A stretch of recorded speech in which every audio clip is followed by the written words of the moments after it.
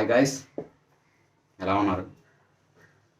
So ఈరోజు మన CA ఫైనల్లో ఇంటర్నల్ ఆడిట్ చాప్టర్ ఉంది కదా, అది మామూలుగా కొంచెం డ్రైగా ఉంటుంది. అది అంటే యాక్చువల్గా అది 2 పార్ట్స్గా డివైడ్ చేయొచ్చు.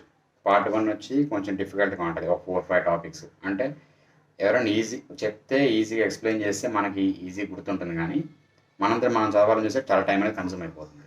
అండ్ పార్ట్ 2 వచ్చి చిన్న చిన్న టాపిక్స్ ఉంటాయి, like independence, integrity, objectivity, steps to prepare audit report, and follow-ups, ఇలా చిన్న ఆడిట్ ట్రైల్, ఇలాంటి చిన్న చిన్న టాపిక్స్ ఉంటాయి. అవి ఏంటంటే మనం చదువుకున్నా అర్థమైపోతుంది. అది పార్ట్ 2గా పెట్టుకుందాం, ఎందుకంటే అది మీరు చదివిన అర్థమైపోతుంది కాబట్టి. బట్ అది కూడా చూద్దాము. బట్ ఫస్ట్ అయితే డిఫికల్ట్ టాపిక్స్ అనేవి చూద్దాం. ఇందులో ఒక అప్రాక్స్గా 4-5 టాపిక్స్ అనేవి ఉంటాయి. ఫస్ట్ అసలు ఇంటర్నల్ ఆడిట్ మీనింగ్, మనం ఇప్పుడే దానికి వెళ్ళొద్దు. బట్ ఏంటంటే లేమ్యాన్ లాంగ్వేజ్లో తెలుసు కదా మీకు, మామూలుగా మన ఇంటర్న్షిప్లో చేస్తుంటాం కదా ఇంటర్నల్ ఆడిట్ అనేది. డిఫరెంట్ ఏరియాస్లో మనం వాచింగ్ చేస్తాం, వెరిఫై చేస్తాము, రికార్డ్స్ అనేవి వెరిఫై చేస్తాం, ఇంటర్నల్ కంట్రోల్స్ చెక్ చేసుకుంటాం, రిస్క్ మేనేజ్మెంట్ ప్రాసెస్. జనరల్గా రిస్క్ మేనేజ్మెంట్ ప్రాసెస్ అంటే మనం బిగ్ ఫోర్స్ అయితే చూస్తాం, నార్మల్గా అయితే మనం పెద్దగా ఏమి టచ్ ఉండదు. బట్ ఓకే, లేమ్యాన్ లాంగ్వేజ్లో మనకు తెలుసు కదా ఇంటర్నల్ ఆడిట్ అనేది. సో ఈ ఇంటర్నల్ ఆడిట్ అనేది ఫస్ట్ అసలు ఇంటర్నల్ ఆడిట్ ఒక రెస్పాన్సిబిలిటీస్ చూద్దాం. ఈ అప్లికబిలిటీ, మీనింగ్ ఆయన ఏంటంటే తర్వాత చూద్దాం. ఫస్ట్ అసలు ముందు ఇంటర్నల్ ఆడిట్ అనేవాడు రెస్పాన్సిబిలిటీస్ ఏంటో చూద్దాం. దీన్ని యాక్చువల్గా ఒక స్టోరీలా గుర్తుపెట్టుకోవడానికి ట్రై చేద్దాం. స్టోరీ ఏంటంటే, ఇప్పుడు మనమే ఒక ఇంటర్నల్ ఆడిటర్ అయితే ఒక కంపెనీలోకి ఎంటర్ అయిన తర్వాత ఆ గేట్ ఉంటుంది కదా, ఆ గేట్ దగ్గర యాక్చువల్గా ఏమవ్వాలి, వాడు మన డీటెయిల్స్ అనేవి నోట్ చేసి ఏదైనా మనకి పాస్ అనేది ఒకటి ఇచ్చి, దాంతోపాటు మనకి అసలు ఆథరైజేషన్ ఉందా లేదా, మనకి హైర్ అథారిటీ నుంచి లోపలికి ఎంటర్ అయ్యేదానికి అని చెప్పి మామూలు చెక్ చేయాలి. ఇవన్నీ మనం ఏం చేస్తాం, అక్కడ అబ్జర్వ్ చేయొచ్చు ముందుగానే ఈ ఇంటర్నల్ కంట్రోల్ అనేది ఎగ్జిస్టెన్స్లో ఉందా లేదా అని చెప్పి. సో అక్కడ ఇంటర్నల్ కంట్రోల్స్ అడిక్వేట్గా ఉన్నాయా లేదా అని చూస్తాం. అది ఫస్ట్ పాయింట్. నెక్స్ట్, మెయిన్ బిల్డింగ్లోకి ఎంటర్ అవ్వగానే మీకు ఒక ఓల్డ్ ఫ్రెండ్ కనపడ్డాడు. వీడేంద్ర వీడు ఎక్కడ ఉన్నాడని చెప్పి చూస్తే వాడు ఒక కీ పొజిషన్లో ఉన్నాడు. అప్పుడు మీకు ఏమవుతుంది, ఇండిపెండెన్స్ అనేది దెబ్బతింటుంది కదా. సో మీరు మేనేజ్మెంట్ దగ్గరికి వెళ్ళి ఏం చెప్పారు, నేను ఇక్కడ వర్క్ చేయాలంటే అయితే నా పర్సన్ రిజైన్ చేయాలి, ఆర్ వేరే దగ్గర ఎక్కడైనా ఉండాలని చెప్పారు. జనరల్ అలా ఏం చేస్తాడు, మీరే వెళ్ళిపోయి ఉంటారు కదా. కాకపోతే ఇక్కడ మన ఎగ్జాంపుల్ కోసం ఏంటంటే ఇలా అనుకుందాం. సో ఇక్కడ పాయింట్ ఏంటి, మెయిన్ వాడు వెళ్ళిపోవడం కాదు, మనం ఇండిపెండెంట్గా ఆపరేట్ చేయాలి. సో అది మన పాయింట్.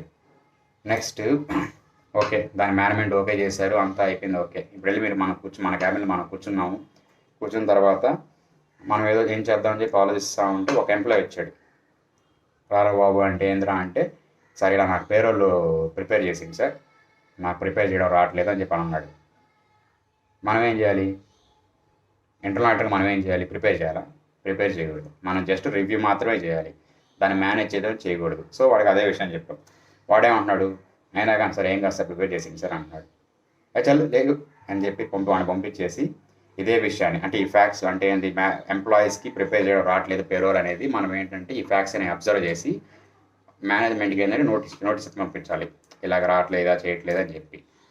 దాంతోపాటు ఏం చేయాలి, నెక్స్ట్ ఈ కంపెనీతో మనం ఒక లాంగ్ రన్లో రిలేషన్షిప్ అంటే అసోసియేషన్ మెయింటైన్ చేయడానికి ఏం చేయాలంటే, మనం ఎప్పటికప్పుడు నాలెడ్జ్ అనేది అప్ టు డేట్ పెట్టుకోవాలి. అది వాడి రెస్పాన్సిబిలిటీ. సో ఇక్కడ మొత్తం ఎన్ని చెప్పాను, 5 పాయింట్స్, ఇవి వాడి రెస్పాన్సిబిలిటీస్. సో ఈ స్టోరీ పక్కన పెట్టి నార్మల్గా మాట్లాడుకుంటే, ఇంటర్నల్ కంట్రోల్స్ అని అడిక్వేట్గా ఉన్నాయి లేదా చెక్ చేయాలి. దాని తర్వాత ఆపరేటింగ్ ఇండిపెండెంట్గా ఆపరేట్ చేయాలి. థర్డ్ పాయింట్, ఈ ఎగ్జిక్యూటివ్ వర్క్స్ ఏవైతే ఉన్నాయో, అంటే పేరోల్ అని చెప్పాను కదా, ఎగ్జిక్యూటివ్ వర్క్స్ ఏవైతే ఉన్నాయో మనం జస్ట్ రివ్యూ మాత్రమే చేయాలి, మేనేజ్ చేయకూడదు. అండ్ ఫోర్త్ పాయింట్ ఇంకేముంది, ఈ ఫ్యాక్ట్స్ ఇప్పుడు పేరోల్ అనేది అతనికి చేయడం రావట్లేదని చెప్పాను కదా, అలాంటి ఆ ఫ్యాక్ట్సే మనం అబ్జర్వ్ చేసి మేనేజ్మెంట్కి నోట్స్ అన్ని సెండ్ చేయాలి. అండ్ ఫిఫ్త్ పాయింట్ ఏంటంటే, మన నాలెడ్జ్ ఎప్పటికప్పుడు అప్ టు డేట్ పెట్టుకోవాలి to maintain association with the company for long run purpose. అది రెస్పాన్సిబిలిటీస్. ఓకేనా? మీరు ఒకసారి మళ్ళీ అయినా విని మీరు రాసుకోవాలి. ఈ స్టోరీ అయినా రాసుకుంటే, మామూలు జస్ట్ బుక్లో ఆల్మోస్ట్ నేను చెప్పింది అదే అండి, హైలైట్ వర్డ్స్ అని చెప్పాను నేను. కాకపోతే దాని పక్కన చిన్న చిన్న ఇన్ఫర్మేషన్ కొంచెం ఉంటుంది, అది పెద్ద నువ్వు మన ఓన్ లాంగ్వేజ్లో రాసినా కానీ సరిపోతుంది. సో అది రెస్పాన్సిబిలిటీస్. నెక్స్ట్ యాక్టివిటీస్ చూసుకుంటే ఇంటర్నల్ ఆడిటర్ అనేవాడు ఏ యాక్టివిటీస్ చేయాలి, ఇది పెద్ద స్టోరీలాగా ఏం అవసరం లేదు. మొత్తం ఒక 7 పాయింట్స్ ఉంటాయి, ఈజీగా ఫ్లోలో వెళ్ళిపోవచ్చు. First activities performed by internal auditor ఏం చేస్తాడు, ఆబ్జెక్టివ్స్ ఏంటి, స్కోప్ ఏంటి, ఏ మెథడ్ అప్లై చేయాలి అని పీరియాడిక్ బేసిస్లో ఏం చేయాలని చెప్పి అదొక యాక్టివిటీ ప్రిపేర్ చేసుకోవాలి. దాని తర్వాత ఆడిట్ టీమ్ని అసైన్ చేయాలి. అసైన్ చేస్తే సరిపోద్దా, వాడికి ట్రైనింగ్ ఇవ్వాలి, వాడికి యొక్క క్యాపబిలిటీస్ డెవలప్ అయ్యేదానికి ప్రోగ్రామ్స్ అనేవి కండక్ట్ చేయాలి. చేసిన తర్వాత వాడి పర్ఫార్మెన్స్ని మానిటర్ చేయాలి. అయ్యప్ప సంస్థగా ఈడిటీ పర్ఫార్మెన్స్ అనుకోండి ఇబ్బంది లేదు. అలా చేయలేదు అనుకోండి మనం ఏం చేయాలి, ఒక ఎక్స్టర్నల్ ఎక్స్పర్ట్ని అపాయింట్ చేసుకోవాలి. అపాయింట్ చేసుకున్న తర్వాత వర్క్ మొత్తం రివ్యూ చేయాలి. రివ్యూ చేసిన తర్వాత స్టేక్ హోల్డర్స్తో కమ్యూనికేట్ చేయాలి. ఇవి వాడు చేయాల్సిన యాక్టివిటీస్. బుక్లో కూడా అదే ఉంటుంది, పెద్ద చేంజ్ ఏమి ఉండదు. వాడు ఏంటంటే మొత్తం ఒక సెంటెన్స్లో ఎక్కువ మొత్తం కలిపి రాశాడు, నేనేం చేశాడు విడగొట్టింది దాన్ని మొత్తాన్ని. సో అది మళ్ళీ చూసుకుంటే plan, scope, methodology on periodic బేస్లో ఏమేమి చేయాలి, ఆడిట్ టీమ్ని అసైన్ చేయాలి. అసైన్ చేసినోడికి training and development of capabilities కోసం ప్రోగ్రామ్స్ అనేవి కండక్ట్ చేయాలి. దాని తర్వాత వాడి వర్క్ పర్ఫార్మెన్స్ని మానిటర్ చేయాలి. బాగా చేస్తే ఓకే, చేయలేకపోతే ఈ ఎక్స్టర్నల్ ఎక్స్పర్ట్ని అపాయింట్ చేసుకోవాలి. చేసుకున్న తర్వాత ఆ వర్క్ రివ్యూ చేయాలి. దాంతో ఈ మ్యాటర్ని స్టేక్ హోల్డర్స్తో కమ్యూనికేట్ చేయాలి, మొత్తం రిపోర్ట్స్ మొత్తాన్ని. అది activities to be perform internal auditor. So 2 topics clear చేసాం, రెస్పాన్సిబిలిటీస్ ఒకటి, యాక్టివిటీస్ టు బి పర్ఫార్మ్ ఒకటి. సో ఇప్పుడు ఆడిటింగ్ లాంగ్వేజ్లో ఇంటర్నల్ ఆడిట్ అంటే ఏంటో చూద్దాం. ఏం లేదు, జస్ట్ అదొక ఇండిపెండెంట్ అష్యూరెన్స్ ఇవ్వాలి. ఇండిపెండెంట్ అష్యూరెన్స్ అంటే ఏదో reasonable or absolute assurance. Reasonable ఇస్తాం మనం. దేనికి ఇవ్వాలి, internal controls or risk management process. Internal controls అంటే మనకు తెలుసు, ఒక స్పెసిఫిక్ యాక్టివిటీకి ఏ కంట్రోల్స్ ఉన్నాయి అని చెప్పి చూసుకుంటాం. రిస్క్ మేనేజ్మెంట్ ప్రాసెస్ అంటే ఇన్ కేసు ఈ ఇంటర్నల్ కంట్రోల్స్ అనేది ఎక్కడైనా ల్యాబ్స్ అయితే, దాన్ని ఎలా ఓవర్కమ్ చేస్తారు కంపెనీ అనే దాన్ని రిస్క్ మేనేజ్మెంట్ ప్రాసెస్ అంటే ప్రీవియస్గా ప్రీ-షెడ్యూల్డ్గా ముందు వీడు ప్రిపేర్ చేసి పెట్టుకుంటాడు ఈ రిస్క్ మేనేజ్మెంట్ ప్రాసెస్ అనేది ఎలా ఉండాలని చెప్పి. సో ఆ ప్రాసెస్ అనేది ఎలా ఓవర్కమ్ చేస్తారు ఆ డిఫికల్టీస్ అని చెప్పి రిస్క్ మేనేజ్మెంట్ ప్రాసెస్ అంటారు. ఈ 2 కంట్రోల్స్ అనేవి ఎఫెక్టివ్గా ఉన్నాయి లేదా అని చెప్పి చెక్ చేయాలి. ఎఫెక్టివ్గా ఉంటే ఓకే, ఎఫెక్టివ్గా లేవనుకోండి రికమెండేషన్ ఇవ్వాలి మేనేజ్మెంట్కి. ఎందుకు, కొన్ని ఆబ్జెక్టివ్స్ అనేవి ఉంటాయి, ఆ ఆర్గనైజేషనల్ ఆబ్జెక్టివ్స్ని అచీవ్ చేయడానికి. ఈ ఆర్గనైజేషనల్ ఆబ్జెక్టివ్స్ అనేవి మొత్తం 6 ఉంటాయి. 6కి ఏంటంటే ఇవి నిమోనిక్లా పెట్టుకోవచ్చు. మెర్జ్, MERGE అంటారు, మెర్జ్ పోయిన లాస్ట్లో ఈ తీసేయాలి. R అనేది 3 ఉంటాయి. సో ఫస్ట్ M తీసుకుంటే monitoring of internal controls. First ఈ నిమోనిక్ పక్కన పెట్టండి, నార్మల్గా చూడండి. ఫస్ట్ మన పైన డెఫినేషన్ ఏం చెప్పాము, internal controls, risk management process. So ఇక్కడ మనం ఏం ఉండాలి ఆబ్జెక్టివ్స్లో, first monitoring of internal controls ఉండాలి, రిస్క్ మేనేజ్మెంట్ అనేది ఉండాలి. దాని తర్వాత ఆపరేటింగ్ యాక్టివిటీస్ అనేవి రివ్యూ చేయాలి. దాని తర్వాత రివ్యూ ఆఫ్ ఈ కంప్లైన్సెస్ ఉంటాయి కదా, లాస్ అండ్ రెగ్యులేషన్స్, అవి ఫాలో అవుతున్నారా లేదా వాటిని రివ్యూ చేయాలి. దాని తర్వాత ఈ ఫైనాన్షియల్ అండ్ ఆపరేటింగ్ ఇన్ఫర్మేషన్ అంటే నంబర్స్ రిలేటెడ్ ఏదైతే ఇన్ఫర్మేషన్ ఉంటుందో అదంతా ఎగ్జామిన్ చేయాలి. చేసిన తర్వాత గవర్నెన్స్ చేయాలి. గవర్నెన్స్ అంటే పరిపాలన, అది ఇంప్రూవ్ చేసుకుంటూ రావాలి, డే బై డే అనేది ఇంప్రూవ్ అవుతూ రావాలి. సో ఇక్కడ ఒక్కొక్కటి చూసుకుంటే monitoring of internal controls monitoring అనేది మీకు ఆల్రెడీ పైన చెప్పాను, సరిపోయింది. Next examination of financial and operating information, numbers related information verify చేయాలని చెప్పాను. నెక్స్ట్ రిస్క్ మేనేజ్మెంట్ పైన చెప్పాను డెఫినేషన్లో. Next review of operating activities. ఆ రివ్యూ ఆఫ్ ఆపరేటింగ్ యాక్టివిటీస్ అంటే ఇప్పుడు మేనేజ్మెంట్ ఒక ప్రాసెస్ పెట్టుకొని ఉంటుంది, ఒక set of rules, set of policies అనేది పెట్టుకోండి ఒక యాక్టివిటీ అనేది. ఇది మేనేజ్మెంట్ రిలేటెడ్. బట్ బయట ప్రాక్టీస్ అంటే స్టాండర్డ్ ప్రాక్టీస్గా మామూలుగా బయట సొసైటీలో ఒకటి ఉంటుంది, ఇండస్ట్రీ ప్రాక్టీస్ అంటారు కదా. ఆ ఇండస్ట్రీ ప్రాక్టీస్కి మేనేజ్మెంట్ ప్రాక్టీస్కి కంపేర్ చేసుకోవాలి. కంపేర్ చేసుకుంటే ఓకే కరెక్ట్గా ఉంది అంటే ఓకే, లేదా మళ్ళీ రికమెండేషన్స్ ఇవ్వాలి, ఎందుకు ఈ ఆబ్జెక్టివ్ అనేది అచీవ్ చేసేదానికి. ఇన్ కేసు ఆ ఆబ్జెక్టివ్ అనేది ఈ రివ్యూ ఆపరేటింగ్ యాక్టివిటీ అనేది బెస్ట్ ఇండస్ట్రీ ప్రాక్టీస్ లాగా దాంతో సరిగ్గా లేదనుకోండి, ఈ ఇంటర్నల్ కంట్రోల్ అనేది ల్యాప్స్ అవుతుంది. సో అందుకోసం అని చెప్పి రికమెండ్ చేసి ఆబ్జెక్టివ్ అనేది అచీవ్ అయ్యేలా చూడాలి. దాంతో review of complaints with laws and regulations. Laws and regulation మనకు తెలిసిందే, ఏవైతే ఉంటాయో ఫ్యాక్టరీ రిలేటెడ్ కానీ లేబర్ లాస్, ఇవన్నీ మనం రివ్యూ చేయాలి. అండ్ గవర్నెన్స్ అనేది పరిపాలన, ఇది ఇంప్రూవ్ చేసుకుంటూ రావాలి టు అచీవ్ ది ఆబ్జెక్టివ్. ఇక్కడ చూడండి, ఏదైనా సరే రివ్యూ అని చెప్తున్నాడు తప్పితే మనం ప్రిపేర్ చేయమని చెప్పట్లేదు. సో ఇంటర్నల్ ఆడిటర్ ఎప్పుడు ప్రిపరేషన్ దాంట్లో ఇన్వాల్వ్ కాడు. అండ్ ఇంకోటి ఏంటంటే ఆ ఇంటర్నల్ కంట్రోల్స్, రిస్క్ మేనేజ్మెంట్ అనేది ఎప్పటికప్పుడు రిపీట్ అవుతానే ఉంటుంది ఆ వర్డ్ అనేది. మనకి ఏదైనా క్వశ్చన్ ఒక తెలియపోయినా కానీ ఈ పాయింట్స్, ఈ 2 వర్డ్స్ అనేవి ఇంక్లూడ్ చేసుకొని రాస్తే అట్లీస్ట్ 1 మార్క్ అలా పడేదానికి ఛాన్స్ ఉంటుంది. సో ఇది మీనింగ్ అండ్ ఆబ్జెక్టివ్స్. ఇప్పుడు నెమోనిక్ చూసుకుంటే మెర్జ్, MER 3 సార్లు, MERRRG. M అంటే monitoring of internal controls, E అంటే examination of financial and operating information or risk management, ఇంకో రివ్యూ ఆఫ్ ఆపరేటింగ్ యాక్టివిటీస్, ఇంకో review of compliance of laws and regulations, G governance. ఇది points. Next applicability మనం చెప్పేది ఏముంటుంది, అక్కడ numbers ఉంటాయి చూసుకోవడమే. కాకపోతే ఏంటంటే ఈ అప్లికబిలిటీ అనేది ఈ కింద కండిషన్స్ ఏవైతే ఉంటాయో అవి ఫుల్ఫిల్ అయినా 6 months లోపు కంప్లై అవ్వాలి. వితిన్ 6 months కంప్లై అవ్వాలి ఇంటర్నల్ ఆడిట్ అనే ఫంక్షన్. సో ఇక్కడ ఏముంటుంది, లిస్టెడ్ కంపెనీస్కి అప్లికబుల్, అన్లిస్టెడ్ కంపెనీస్కి మొత్తం 4 కండిషన్స్ ఉంటాయి. ఆ 4 కండిషన్స్లో ఏదైనా ఒక కండిషన్ ఫుల్ఫిల్ అయితే చాలు. ఏంది, పేడ్ అప్ షేర్ క్యాపిటల్ అనేది 50 crores ఆర్ మోర్ ఉండాలి, turnover 200 crores or more ఉండాలి, outstanding loans and borrowings from banks or public financial institutions అనేది గ్రేటర్ దెన్ 100 crores ఉండాలి.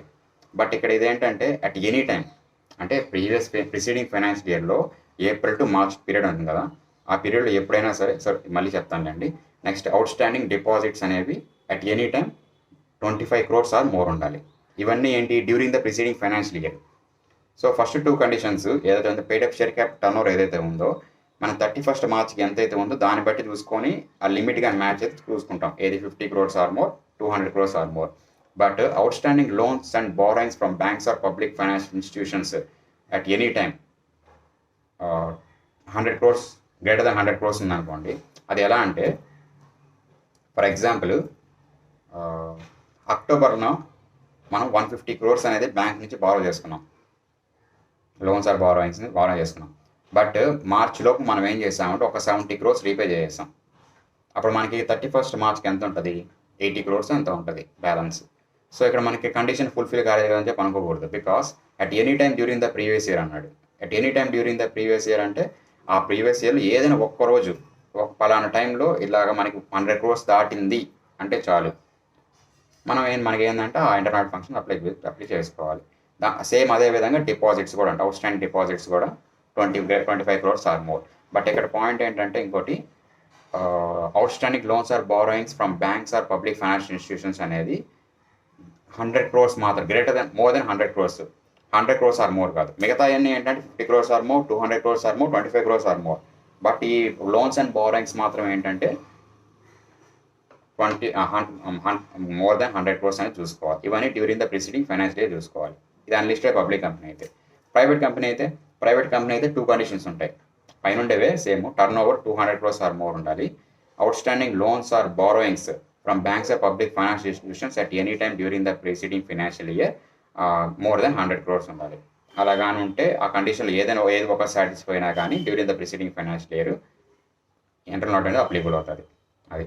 అండ్ ఈ ఇంటర్నల్ ఆడిట్కి ఎవరిని అపాయింట్ చేసుకోవచ్చు, ఇప్పుడు మామూలుగా స్టాటర్ ఆడిట్ అయితే ఓన్లీ CA అలా ఉంటుంది కదా, out side not an employee అలా ఉంటుంది. ఇక్కడ ఏంటంటే అలా రూల్స్ ఏమంటారు, ఎవరైనా అవ్వచ్చు, ఇండివిజువల్ అవ్వచ్చు, పార్ట్నర్షిప్ ఫర్మ్ అవ్వచ్చు, బాడీ కార్పొరేట్ అవ్వచ్చు, అండ్ CA అవ్వచ్చు, CM అవ్వచ్చు, వాడు ప్రాక్టీస్లో ఉండొచ్చు, ఉండకపోవచ్చు, ఆ కంపెనీ యొక్క ఎంప్లాయీ అవ్వచ్చు, ఎంప్లాయీ అవ్వకపోవచ్చు, ఎనీవన్ ఎవరైనా సరే. అండ్ CA CM అనే కాదు, వాడి ప్రెస్క్రైబ్డ్ క్వాలిఫికేషన్స్ ఉన్నాయి as specified by the board, వాడిని కూడా అపాయింట్ చేసుకోవచ్చు.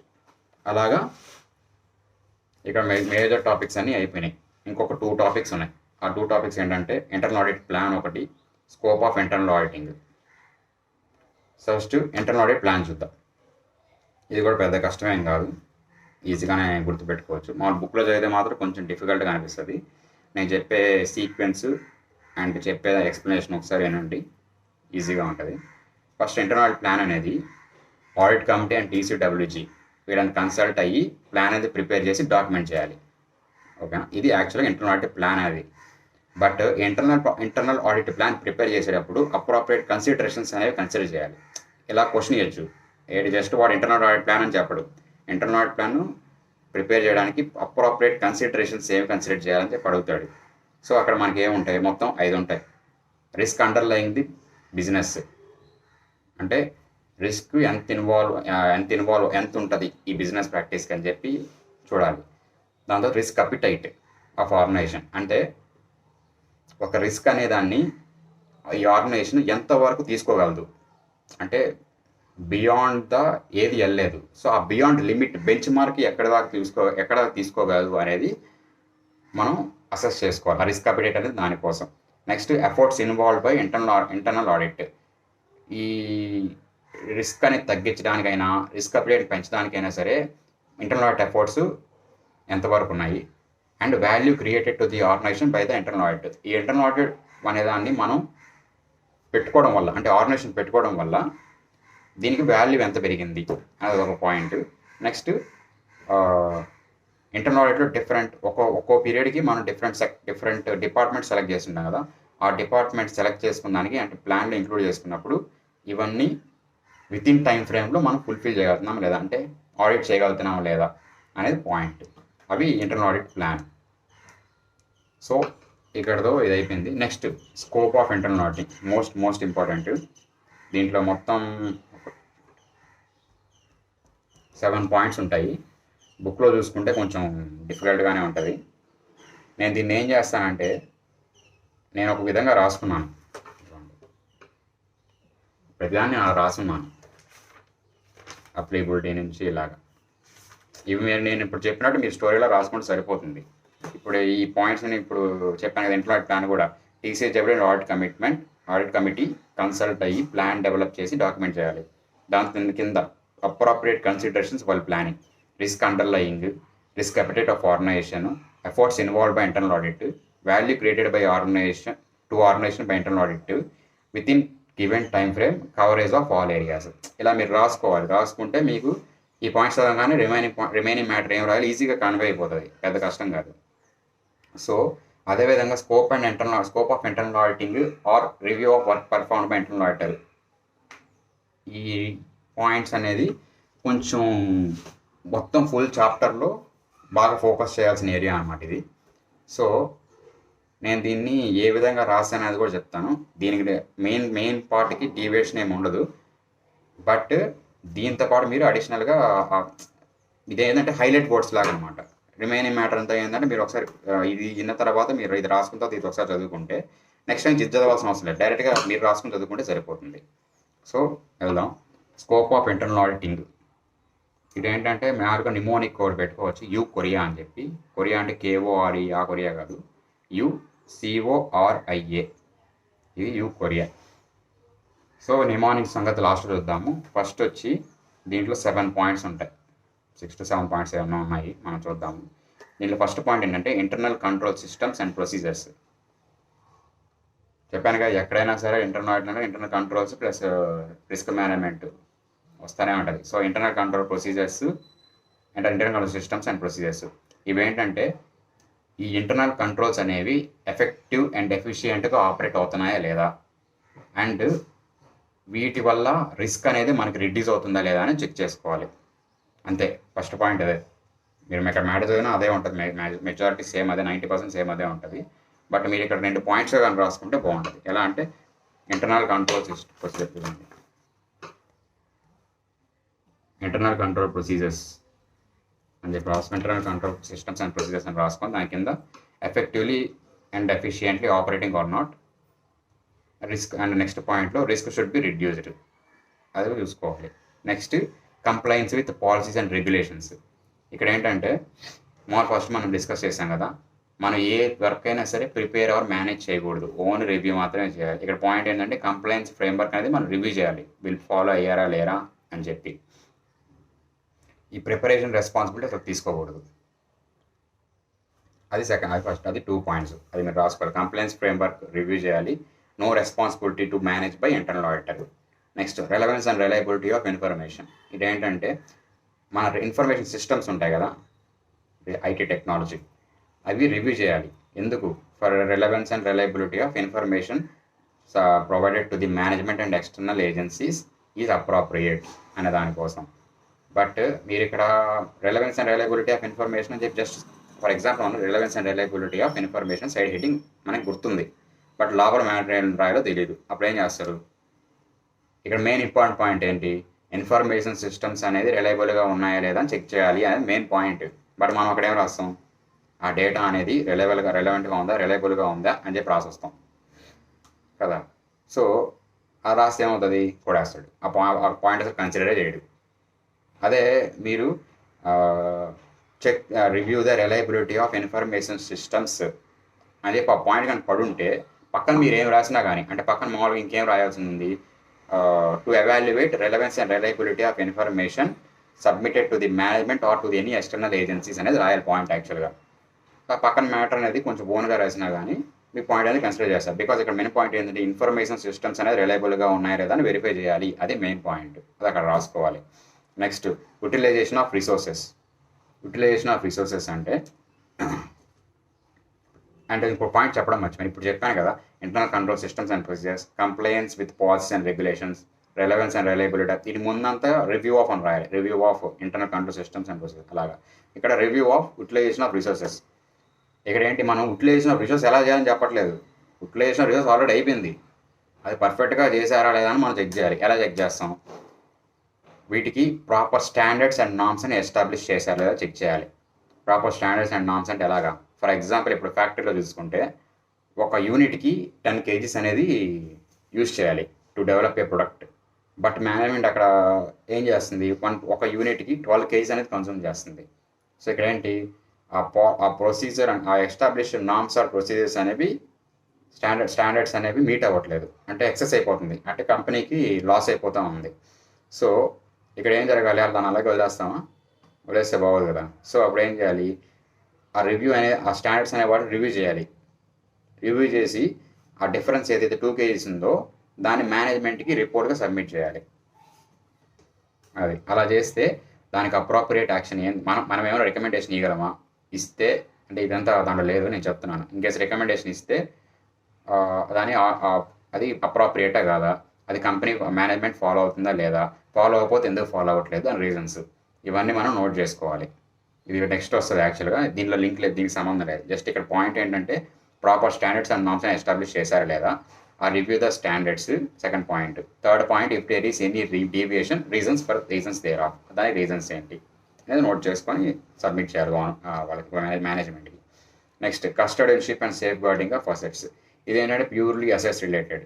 మనకి ఇది యాక్చువల్లీ ఇది కారోలో కూడా సేమ్ ఇలాగ పాయింటే ఉంటుంది. ఏముంటుంది?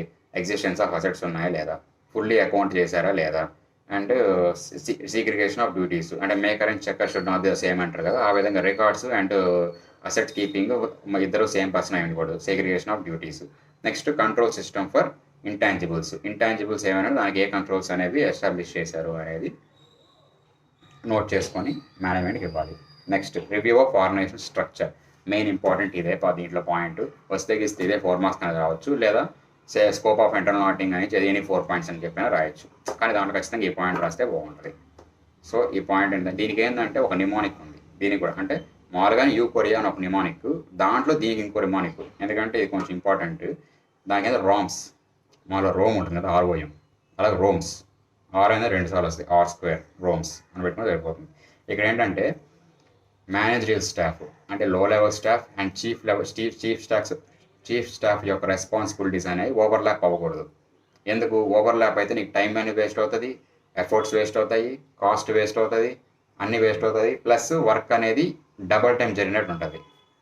సో క్లియర్లీ డిఫరెన్షియేట్ ఉండాలి. మేనేజరియల్ స్టాఫ్ యొక్క రెస్పాన్సిబిలిటీ ఏంటి, చీఫ్ స్టాఫ్ యొక్క రెస్పాన్సిబిలిటీస్ ఏంటి. సో ఫస్ట్ పాయింట్ అదే, responsibility of managerial staff and chief staff should not overlap and reasonableness of span of control. ఈ పాయింట్ అనేది మనం ఎక్కడ ఎతకపోతే మనకి దాని అర్థం కాదు. సో నేను ఎదిగితే దానికి ఒక ఎగ్జాంపుల్ లాగా దొరికింది. ఏంటంటే ఇప్పుడు నేననే ఒక పర్సన్ ఉంటాను, నా రెస్పాన్సిబిలిటీ ఏంటి, ఒక వర్క్ ఉంది, బట్ నేనేం చేస్తున్నాను అంటే 5 వర్కులు తీసుకుంటున్నాను, అంటే ఎక్సెస్ కంట్రోల్ తీసుకుంటున్నాను వర్క్స్ పర్ఫామ్ చేసేదానికి. సో దీన్ని ఏంటంటే కట్టడి చేయాలి, రెస్ట్రిక్ట్ చేయాలి. సో ఇది ఎంతవరకు రీజనబుల్గా ఉంది అని మనం చెక్ చేయాలి. Reasonableness of span of control అనేది పాయింట్. దాన్ని మీ కింద రాసుకుంటే బాగుంటుంది. 1:5 రేషియోలో వర్క్ చేస్తున్నారు అని చెప్పి, అంటే ఒక వర్క్ చేయాల్సింది 5 వర్క్స్ అనేది తీసుకుంటున్నాడు. అది రీజనబుల్లా కాదా? రీజనబుల్ కాకపోతే రెస్ట్రిక్ట్ చేయాలి. రీజనబుల్ అనుకుంటే ఓకే. ఆబ్వియస్లీ రీజనబుల్ కాదు. ఒక వర్క్ చేయాల్సిన 5 వర్కులు చేస్తున్నట్టు రీజనబుల్ కాదు. సో అదో పాయింట్ మేనేజ్మెంట్ దృష్టికి తీసుకెళ్ళాలి. నెక్స్ట్ పాయింట్ అక్కడ ఆర్ అయిపోయింది. Next organise structure. Organisational chart అనేది సింపుల్ స్ట్రక్చర్లో ఉందా లేదా అని చూడాలి. ఇది ఆర్గనైజేషనల్ చార్ట్ అంటే ఏంటంటే ఫ్లో ఆఫ్ యాక్టివిటీస్ అనేది ఉంటుంది కదా, అలాంటిది సింపుల్ స్ట్రక్చర్లో ఉందా అనేది చూడాలి. అది ఆర్ఓ. Next managerial development. అంటే ఈ లో లెవెల్ స్టాఫ్ ఉంటారు కదా, మనం వాళ్ళని ఎప్పుడైనా సరే చేసిన వర్క్ ఎంకరేజ్ చేయాలి. ఎలా? ప్రమోషన్స్, బోనస్ ఇలాంటివి మనం వాళ్ళకి ఇస్తే వాళ్ళు ఏంటంటే ఇంకా హ్యాపీగా మన కోసం ఇంకా వర్క్ చేస్తారు. అలా కాకుండా జస్ట్ మనం నార్మల్గా చేస్తున్నారు కదా అని చెప్పి జస్ట్ శాలరీ, ఇంకా ఈ సంవత్సరాల వరకు శాలరీ మాత్రమే ఇస్తాము ఇంకేమేమో అంటే వాడికైనా సరే ఆర్గనైజేషన్ మనది, మనం ఇలా వర్క్ చేయాలని చెప్పి అనే థాట్ అనేది వాడికి రాదు. ఏం చేసి వాడు చేద్దాంలే రెగ్యులర్గా అన్నట్టే ఉంటుంది. సో అదో పాయింట్ కన్సిడర్ చేయాలి. నెక్స్ట్ సిగ్రిగేషన్ ఆఫ్ డ్యూటీస్ అనేది అడిక్వేట్గా ఉందా లేదా చూడాలి. ఇక్కడ కూడా అంతే. ఏదైనా సరే ఒక వర్క్ అనేది maker and checker should not be the same అనే పాయింటే.